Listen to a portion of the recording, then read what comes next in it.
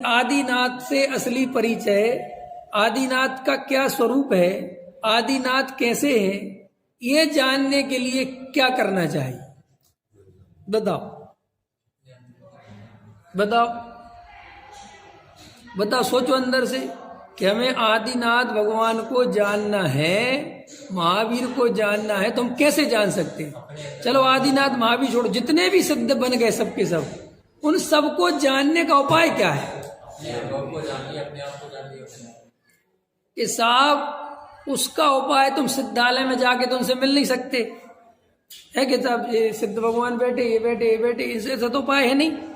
एक उपाय है, लेकिन कि क्या उपाय है? कि जैसा सिद्ध भगवान का स्वरूप है बिल्कुल वही का वही तुम्हारे अंदर तुम स्वयं हो, बिल्कुल वही।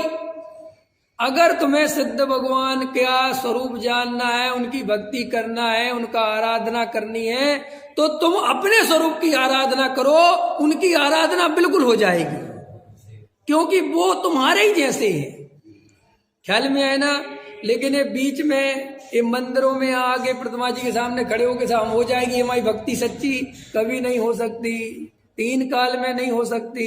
ये निर्णय करना ही पड़ेगा। बातें बुरी लगती हैं, तकलीफ क्यों? तकलीफ इसलिए देती हैं कि हमारा बना बनाया सारा का सारा जो हमने इकट्ठा बना रखा है वो सब गिर जाता है, वो खत्म हो जाए। ऐसा लगता है कि क्या करें, हम जिस पत्थर पे खड़े हुए थे वो पत्थर ही खींच लिया। ख्याल में है कि नहीं? लेकिन मैं तुम्हारे सहारे तुमसे इसलिए छीनता हूं कि ताकि तुम एक बार बेसहारा हो जाओ तो फिर असली सहारा खोज लो। समझ रहे ना? कि नकली सहारे इसलिए तोड़ने पड़ रहे हैं कि तुम्हें असली सहारा मिल जाए, और कोई कारण नहीं है, कोई मुझे तकलीफ नहीं है। लेकिन जब तक इन बातों को तुम नहीं समझोगे, जिस धर्म के लिए तुम प्यासे हो वो धर्म नहीं मिल सकता। निर्णय करना ही पड़ेगा, अभी नहीं तो कभी नहीं। और ये निर्णय अब नहीं किया तो कब कर पाओगे? बहुत अच्छे से समझो इन बातों को, बहुत गहराई से समझो भाई। देखो, अपने आत्मा के अनुभव के लिए तत्व विचार आवश्यक है। क्या आवश्यक है? अरे हाँ या ना? देवेंद्र जी, आत्मा के अनुभव के लिए टोडामल जी साहब ने क्या लिखा? सम्यक दर्शन के लिए टोडामल जी साहब ने क्या लिखा?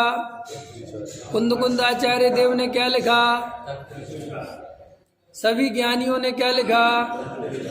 पक्की बात है। अब तत्व विचार कौन कर सकता है? ये भी प्रश्न, पंकज जी बहुत इंपॉर्टेंट प्रश्न का जवाब दे रहा हूं। तत्व विचार कौन कर सकता है? तत्व विचार वो कर सकता है जो व्यर्थ की चीजों में धर्म की कल्पना छोड़ दे। क्या कहा मैंने? जो व्यर्थ हैं, जिनका धर्म से कोई संबंध नहीं है, जो धर्म के नाम पर भले ही चलती है, अगर उसे ये सत्य स्वीकार हो जाए और उसे ये समझ में आ जाए कि इनमें कोई धर्म वरम नहीं है, टाइम की बर्बादी है, वो व्यक्ति अगर आत्मा से प्रेम करता होगा रियल में, तो वो तत्व विचार कर लेगा। हम तत्व विचार इसलिए ही तो नहीं कर पा रहे कि हमारे पास तत्व विचार करने का जो समय है, जो अवसर है, वो तो हम उन चीजों में खो देते हैं जिनमें कभी धर्म होना ही नहीं है। अंतर समझ में आया कि नहीं आया? पकड़ में आई कि नहीं आई? अब आपको तो बस मंदिर आना है, प्रवचन सुनना है, किसी के भी प्रवचन में बैठ के सुनो साहब। ये लग रहा है ना सबको कि धर्म तो हो रहा है, धर्म तो हो रहा है। ये पंकज जी, सबके दिमाग में क्या बैठा हुआ है? धर्म तो हो रहा है, आज नहीं तो कल होगा। सच्चा धर्म तो हमें मिल ही गया है। अरे भाई, सच्चा धर्म इतनी आसानी से मिलता होता ना तो यहां पर एक भी नहीं बचता, सब मोक्ष चले जाते। और ये भ्रम छोड़ देना कि हम मोक्षु बन गए तो आज नहीं तो कल मोक्ष चले जाएंगे। अरे जब द्रव्यलिंगी मुनि बन के मोक्ष नहीं गए तो ये 2-4 क्रिया पाल के और 2-4 नियम लेके और सच्चे देवसास गुरु के भगत बन के, कोई वो मुनि जो होता है ना, मुनि द्रव्यलिंगी मुनि, वो कोई कुगुरु कुदेव कुशास्त्र का उपासक नहीं होता है। वो कोई कुगुरु कुदेव कुशास्त्र को नहीं मानता है। वो कोई अपनी क्रिया में दोष नहीं लगाता है। उसे कोई आगम के खिलाफ नहीं होता है। कोई उसे जिनवाणी पे भरोसा नहीं होता है, ऐसा नहीं होता है। जितना भरोसा तुम्हें है ना, इससे 1000 गुना भरोसा उसे होता है। क्या कहा मैंने?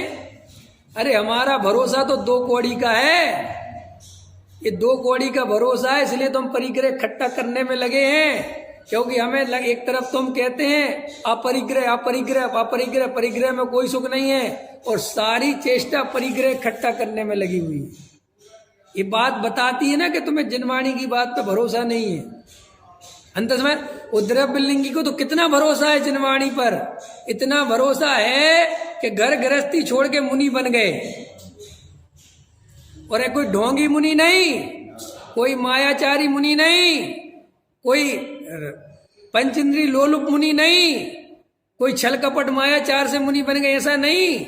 बहुत ईमानदारी से, बहुत संसार की असारता देखकर, धर्म पे पूरा भरोसा कर कर, जिनवाणी पे भरोसा कर कर, गुरुओं पर भरोसा कर कर, देव शास्त्र गुरु का सच्चा श्रद्धान कर कर, घबराना नहीं। ख्याल में है ना। और 6 उपसम ज्ञान, 11 अंग और 9 पूर्व का ज्ञान कर कर, और 28 मूल गुण ऐसे पाले कि ऐसा लिखते हैं शास्त्रों में कि भावलिंगी कमजोर पड़ जाए उनके सामने। क्या माने भावलिंगी तो एक बार ऐसा समझ लो चींटी बैठ जाए तो हटा भी दे, वो तो इतना दृढ़ संकल्पी रहता है कि चींटी का सिर भी खा जाए तो हिले नहीं। समझ में आए ना।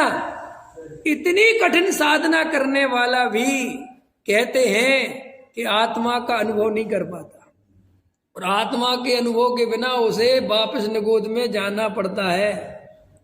तो फिर हम कौन से उसमें जी रहे हैं, भ्रम में, कि गुरुदेव की फोटो लगा ली, कांजी स्वामी की बड़ी फोटो लगा ली, 7 तत्व याद कर लिए, समय सार पढ़ लिया, थोड़ा करणान योग भी सुन लिया। आजकल मोक्षुओं को सब सुनने की आदत पड़ गई, ये भी सुनो ये भी सुनो, सब सुन लिया।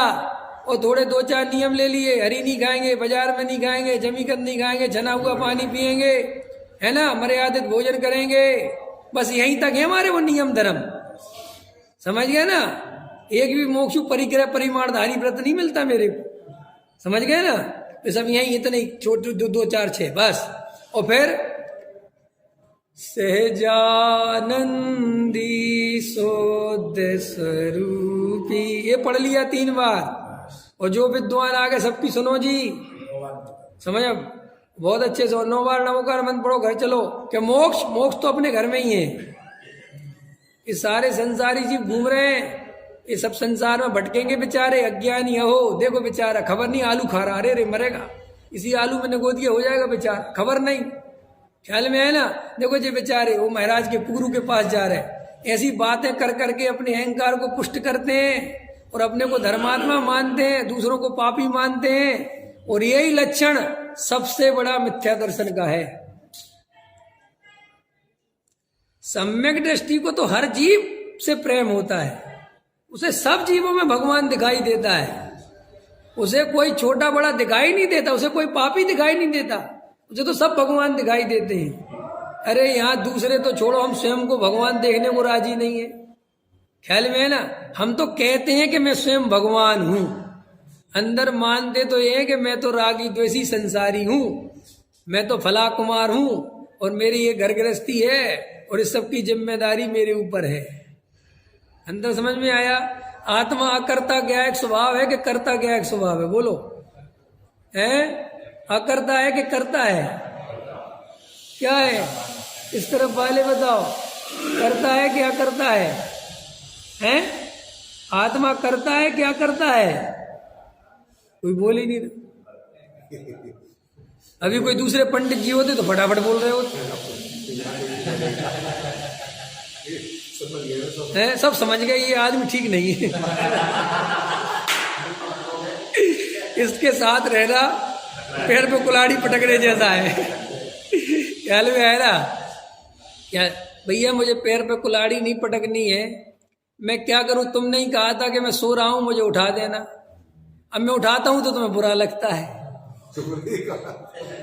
क्या कहा था तुमने? तुमने कहा था सुबह 5 बजे उठा देना, मॉर्निंग वॉक पे जाऊंगा।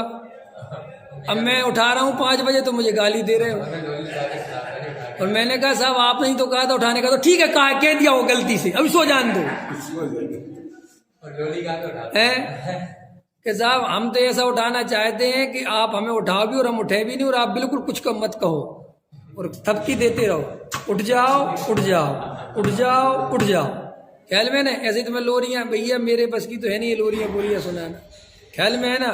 अब तुम्हें जो लोरियां सुनाते सुनो, लेकिन इस सत्य को पहचान लो, ये दुर्लभ अवसर है, ये चला गया ना तो बहुत पछताओगे।